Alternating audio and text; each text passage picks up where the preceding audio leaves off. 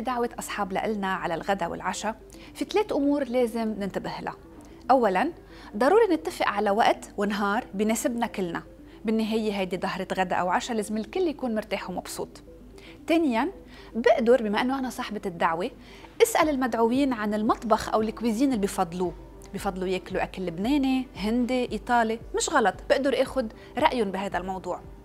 الموضوع الثالث اللي بدي انتبه له هو المكان أو المطعم اللي رح نلتقى نتغدى ونتعشى فيه. هيدا لازم يكون من اختياري أنا. ليش؟